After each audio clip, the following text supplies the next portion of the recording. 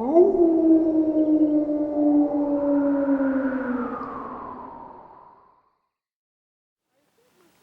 everybody on YouTube, Lupus Creepus here, and I'm standing in front of the gravesite in the Comstock Cemeteries up here in Virginia City, Nevada, of a Mary Jane Simpson.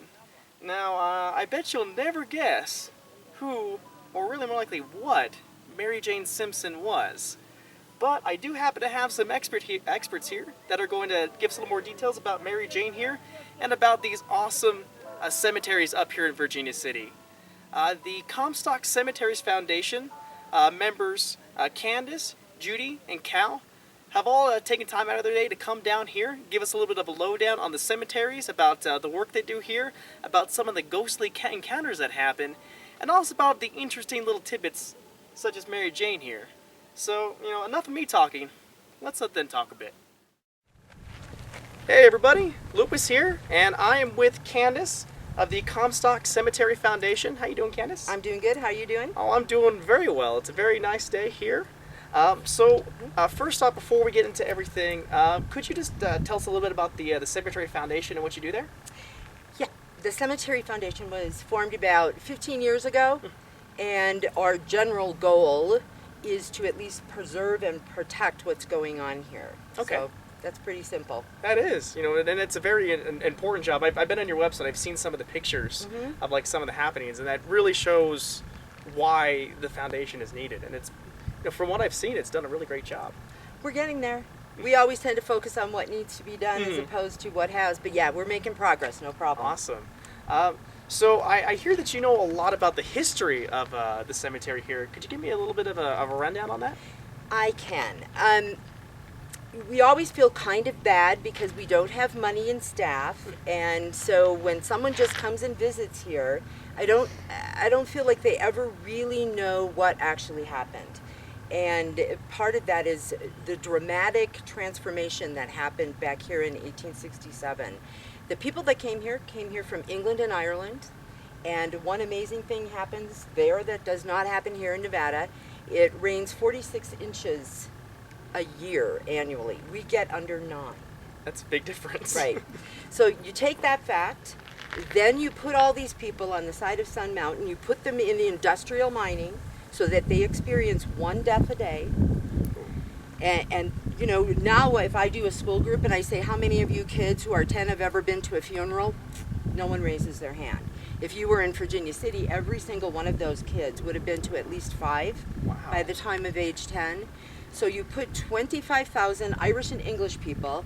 They have 1 death a day, which we know from past experience makes anything involving death important. And then you give them a lot of money. It's always nice to have a vision, isn't it? But when you have a checkbook, it's even better. So you just put those things together and you think a minute, what do you think they did out here? And what they did, which is not evident today unless you're really good at looking at things, is they completely got rid of the sagebrush. They got rid of all the pinyon trees. They fully irrigated all 30 acres for $3,000. Today it would cost us $2.9 to re-irrigate this site. They brought rose bushes. They lined every single pathway with black locust trees. All the roads were lined with trees. They called this basically the prettiest graveyard in the state of Nevada. And in mining towns, it is an unusual graveyard. Usually you'll see little grids. This is not a grid. This was turned into a little garden. Every single cemetery was lined in white picket fences, and as you can see, we've replaced some of them, but in the 1930s, they were all burnt during the Depression to keep people warm. In 1867, on Memorial Day, you would have been asked to take off your shoes before coming into the graveyard because it was so difficult to grow a blade of grass. They didn't want you touching anything. Kids in high school were sent out to cover some of the more sensitive plantings from the Nevada sun. So this would have looked like something from Ireland.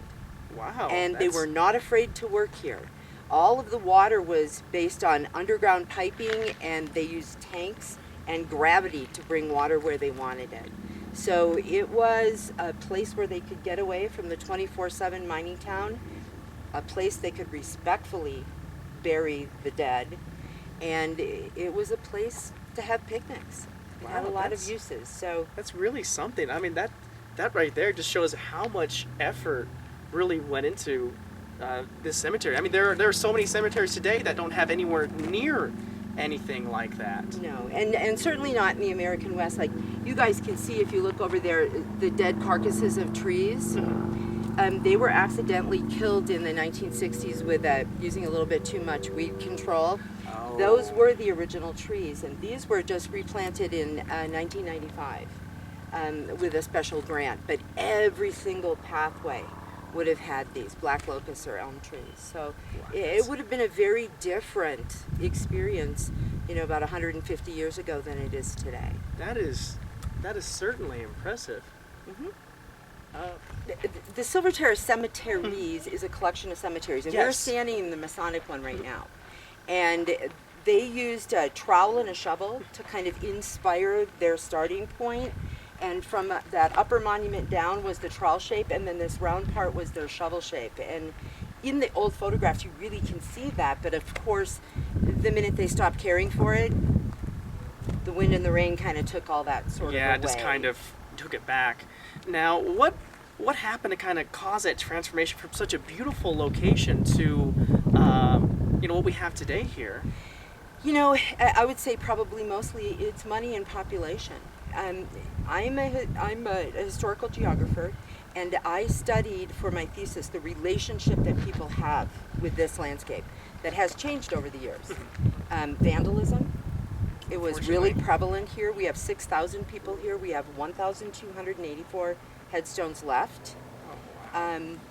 Visitors come here all the time, tourists. So all of these different kind of relationships. I can tell you an off-colored thing. Sure. You have a few off-colored things. You might like those, huh? Sure, yeah, let's hear it. Well, maybe I'll let Cal tell about Mary Jane. Oh. But one of the things is we wanted to lock the cemetery, right? Okay, everybody's in here stealing and do bad things. So what's the best solution? Let's lock it. Well, we had to go to the Story County Commission, and we said, can we please? Well, there was this big silence. All the commissioner dudes were like this, and a little old lady stood up in the back and said, I lost my virginity out here, and so has everyone else, and you are not locking the graveyard. Technically, that's a historic cultural use, and so to this day, we don't lock it. But we have recorded various activities, 100 non-burial related activities occur here every year. In fact, last year more people got married in this cemetery than actually got buried here. Wow. And so remember, the relationship that we have with this land has changed over the years. It seems like, as you also mentioned earlier, people would kind of use this location, to come out and have picnics and all that. It seems much more than just a series of cemeteries. It's really just a part of the lifestyle. Yes. The cemeteries are usually credited with starting our national park system. Oh. Because this is where people went to relax and evidently do other things, as forementioned. All right. Now, before we get into some of the other points, I would love to hear more about the Comstock Cemetery Foundation. Could you give me a little more details about that? Yep. We're comprised of directors that represent the various cemeteries in here, and basically they call the shots like they did historically for what would happen in their graveyard. Okay. We're a public entity. We're a 501c3. We spent a lot of money a few years ago to get a master plan. Okay. Probably one of our first initiatives was the fence, which cost about $250,000. Oh, wow. And we didn't really want to do it until we interviewed people that had vandalized or stolen from the cemetery. And when we asked them the obvious question, why were you an idiot? They all had the same answer. And their answer was because it looks like crap and it looks like you don't care. And the second we spent that money and put up a brand new fence, it stopped. It didn't stop, but it definitely slowed down. Good. It was more of an impression just by doing that. Our goal is to put some of the gardens back. Obviously, we can't do them all, but at the entrance of each cemetery, we know specifically what was planted here, and down in the firemen's is the first set of the gardens that we actually put back. Nice. So just to give people an idea of what was here, so that's about it. Well, it sounds like you guys are doing great work. Thank you. I also want to take a moment and say that if you'd definitely like to help out the Comstock Cemetery Foundation, I'll put some information up here on the video, as well as down below, of how you can donate. As well, it's a great cause. You know, I've been out here one time beforehand, and we're out here now, and it's a beautiful place already. And I'd love to see more of it restored and to see, you know, it starting to kind of go back to its former glory. We appreciate that. Thank you. Well, thank you for taking the time to speak with me. Yep. I know that there's a couple others that are giving us some more details about some of the more, you know, paranormal aspects, which is why we're here. But thank you again. Yes, thank you. Appreciate it. All right, now I'm here with Judy, and before we get into, you know, the questions, would you like to just let us know what is it that you do with the Comstock Cemetery Foundation?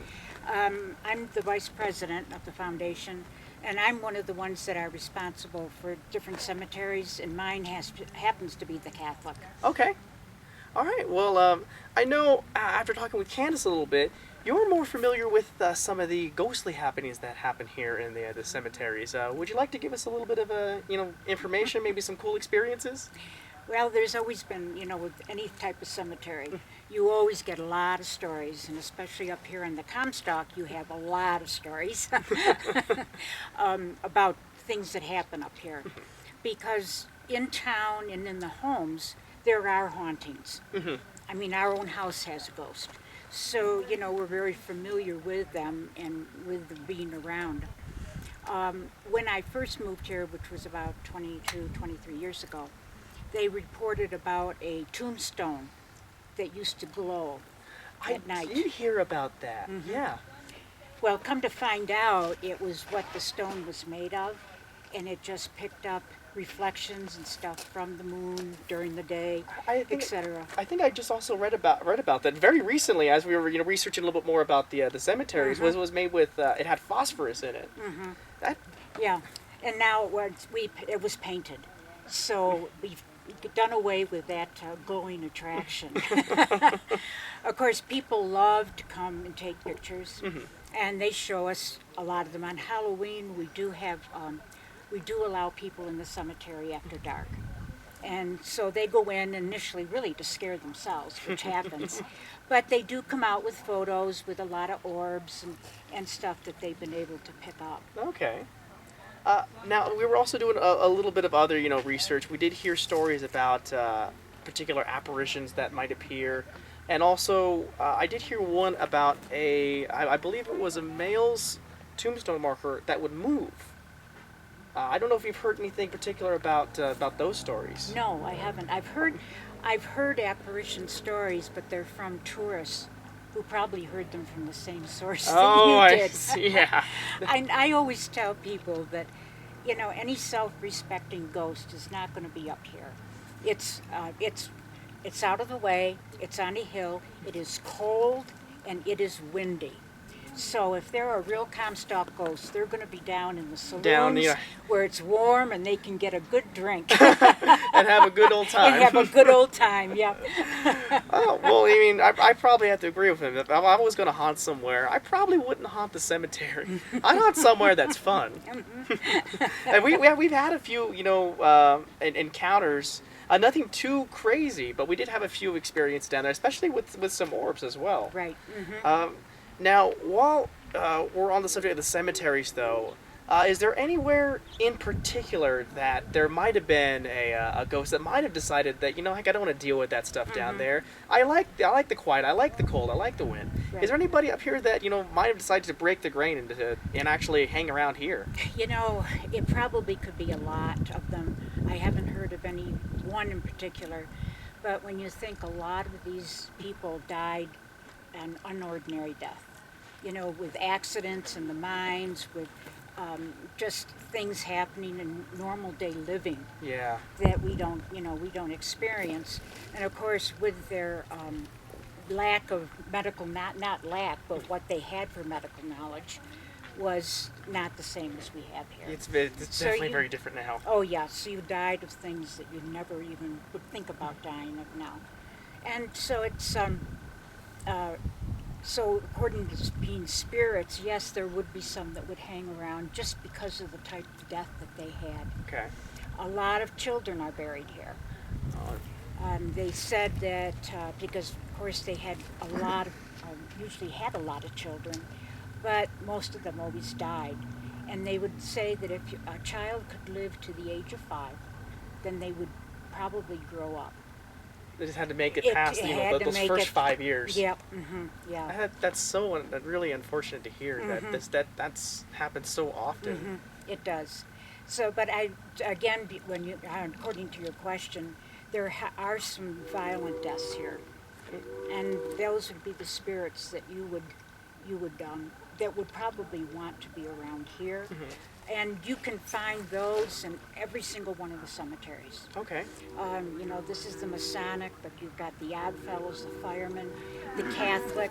Doesn't make any difference which one. Okay. You've got that same type of population. So pretty much, I mean, it could be anywhere. It could be. The Catholic is more removed. Okay. So that would be a good place for Right. haunts because they don't have to deal with the tourists. They're a little more, They're a little more removed. Gotcha. A little more out of the way. So if you Right. wanted to hang out in kind of the out of the way spot, that would be the specific area to do it. That would be the place to do it. All right. But before I ended here, I wanted to ask: did you have any experiences up here In the yourself? cemetery? Yeah, in the cemetery. Once in a while you may feel something, or just have a feeling about you. That there's somebody else there. I lots of times, mainly because I've got a ghost in my house, may see something out of the corner of my eye, Okay. and there's not a tourist there, and this is in the daytime. I can experience these. So, yeah, there are. It just makes sense that there would be some spirits up here. Okay. Well, I think that's all the questions I have for you. Is there Okay. anything else that you'd like to say before we, move on to the next interview? No, I don't think so. All right. Well, then thank you That's it. so much for your time. I You're appreciate you welcome. coming out here. You're welcome. And, It's a pleasure. All right, so it seems like we got some spots anywhere. Also, but specifically, we might have to check out the Catholic area for our sessions. All right, well, thank you a lot. You're welcome. All right, now I'm also here with Cal from the Comstock Cemetery Foundation. How you doing? Pretty good. Awesome. Nice meeting you. Nice meeting you as well. So, what is it that you do for the foundation? Well, I'm a representative. I'm one of the directors. I represent the defunct organizations, so they have representation on our board. And as well as I'm in charge, basically, of the historical restoration. Okay. Say, for example, if this marker here was knocked over and vandalized, you can see the repair going through here, and we patched it up the best we could. When they knocked it over, they took this section, which was corresponding to this. And so, vandalism happens. Why they vandalize? Sometimes I think that they're just trying to show that they're not afraid of death, but they're still going to find out. This type of karma will follow them. Yeah, because it's a complete disrespect. Yes, it is. Not only to the people that were buried here, but also just because after speaking to Candace and Judy, there's so much just history here. It's really just a complete disrespect to the past. Well, we're surrounded by history, and as far as our society goes, I think a lot of societies should be judged by how they honor their dead. So personally, I try to patch up what other careless people have done. Well, I'm sure that if anybody here could talk, they would say thank you on that one. I sure would. How often does vandalism happen here? Well, every year there's more vandalism. Since we put the fence up, the vandalism actually has decreased probably about 80%. Really? As far as actual walking away with items, it's at least that much. Unfortunately, vandalism itself, sometimes it's not the actual removal of the artifacts. They're just destroyed. And we have one over at the Oddfellow section that periodically, which means about once a year, it gets knocked over, we repair it, it gets knocked over.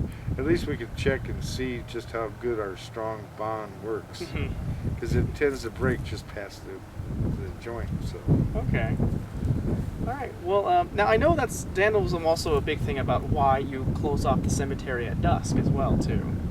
We have the the carriageway is always locked, so that way you don't come driving back and block actually the rest of the progress.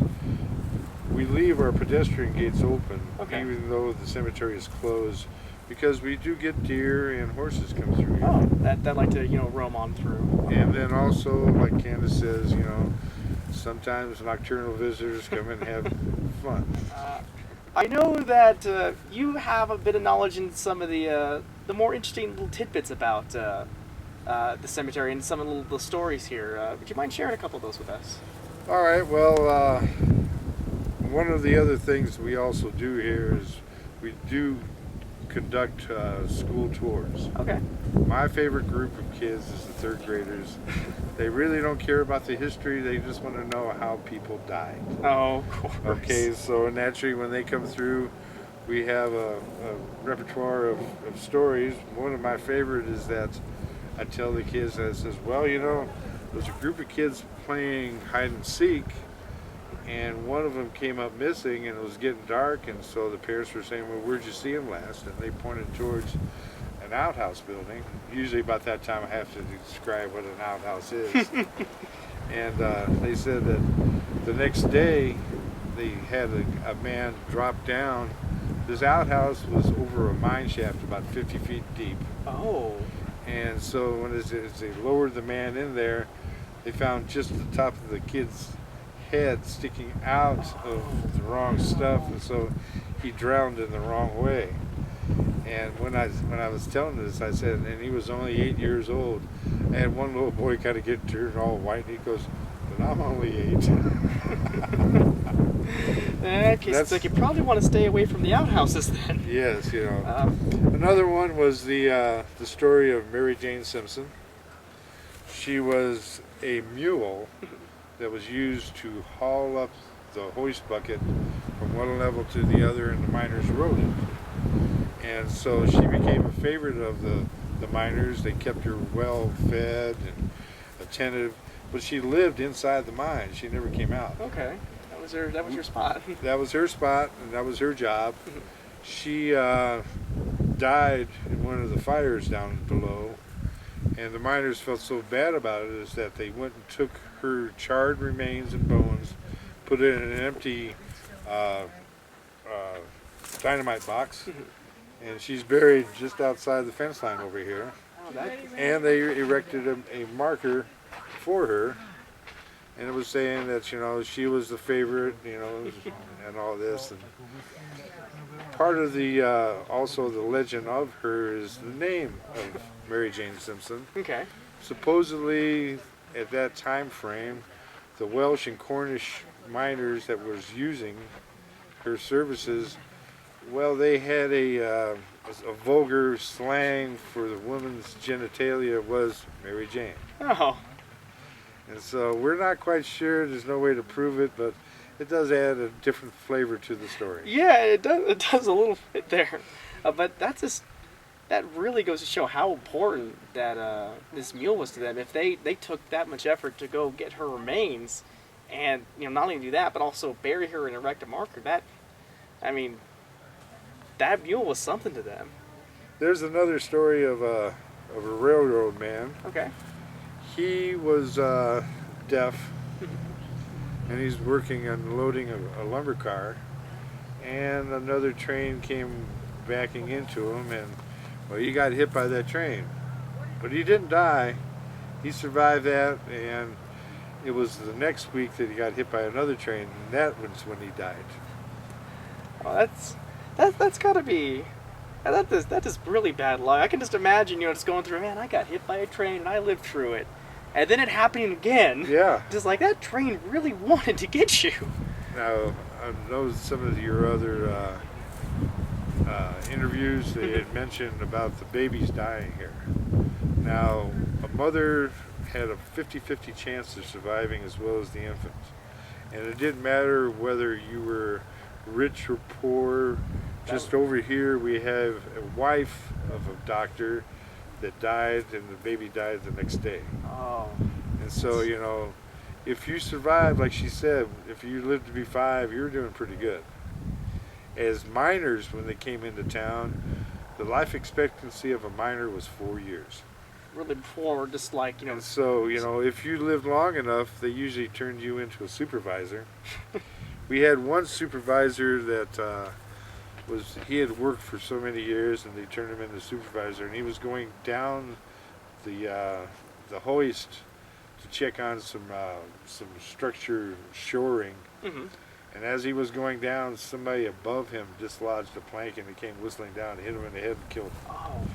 So there was a inquest at the cost of that time frame of $15, which was quite a bit of money in those days, considering a miner would only make about, top dollar was $4 a day.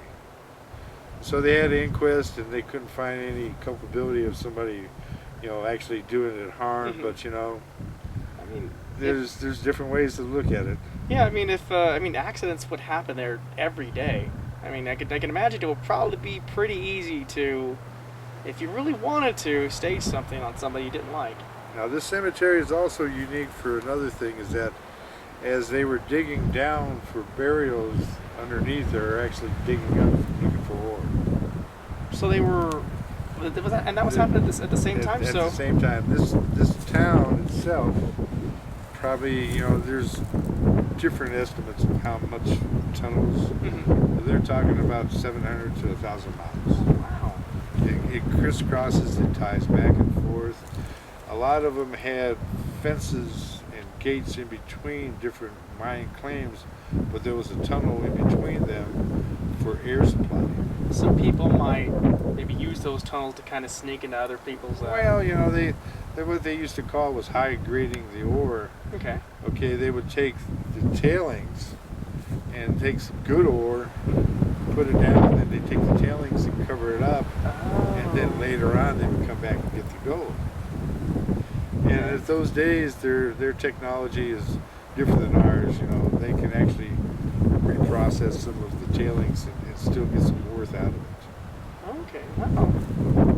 Well, that's really interesting. And I had no idea. I figured, they once they got it here, they just focus on burying their dead. But I could see a couple people are like, sure, yeah, I'll go do this. Maybe I'll find some silver while I'm doing it. Well, you have a few other stories. One is that you have a geologist came into town, and at that time they had the miners complain about this damn blue muck because they were going after the gold. Mm-hmm. Okay, this guy, and they were using that muck, laying it down for substrata on some of the roads and stuff. Okay. Okay, this geologist came in and says, "You people are crazy." And they go, "What?" And he goes, "This is high-grade silver ore." So they yanked out the strip, and that's the reason why we're actually called the Silver State, is because they produced more silver and money and dollars than they actually did in gold. Oh, that's wow. So they're looking for gold. They find this blue muck. They're like, we don't know what the heck this is. I don't know. Let's pave the road with it. Well, and it was very sticky. Oh. It clinged to your tools. It was in the way of what you were looking for, and then they found out, wait a minute, that stuff's good. It's like, we want this stuff? All right. Blue muck's good. All right, well, that's a number, David. All those are very interesting stories. Thank you for taking some time to share some of these with us, Cal. Oh, you're welcome. I appreciate it. So now from here, our plan is we're going to do a couple Ouija board sessions here. If you could give us, a couple locations, where would you say we head? I think we also heard that there was a spiritualist here. There's a spiritualist. Her name was Lavinia Lannon. Okay. And she is buried over at the west end of the firemen's section. Okay. We also have a few possible sites over in the Catholic section. Yeah, that's what Judy mentioned as well, too. You have one of the Silver King's daughters was buried back there. Once that she was buried, the wife says, "I hate this place," and she left. She moved to the continent, of Europe, Mm-hmm. and she ended up being died and buried there. And that was Mackey. Oh, really? And her last name, maiden name was Bryant, and she buried her daughter with the Bryant name. She did not like mining. I can imagine there's a few things that can turn somebody off on the job. Well, I'm not sure the reason why she died, but it could have been since we were a cosmopolitan destination. people came in on the trains and stages and walking, and unfortunately some of them came in sick. And so when they showed up, and if the neighborhood wasn't prepared for that type of sickness, there's a few spots that the one turned their family plot over, and there's 10 children buried that died within a 6-month period. They all just ended up catching disease? Because somebody came into town, you know, like the typhoid Mary type, you know. Mm-hmm. And it's like I think Judy says, there's a lot of names of the diseases. Basically, you wouldn't even see or hear of them around because, you know, our medical profession has actually, you know, got past that. Yeah. But it was dangerous. It was dangerous to live here. It was dangerous to work here. The water here was very bad until they finally got the water from Lake Marlette, and it's called a reverse siphon. Okay. It drops down, and there's enough gravity and force to keep it going, and then back up and crosses over. And right over there is where it stops at. Okay. And the Mark Twain had said about the water here is that the only way to drink the water here is you get a shot of whiskey, a glass of water, you drink the whiskey and throw the water away. All right, well, I think on that's a pretty good one-liner to end it on. So thanks again for talking to us. Okay. And we'll see if we have any luck maybe contacting some of the people out here. All right. Thank you again.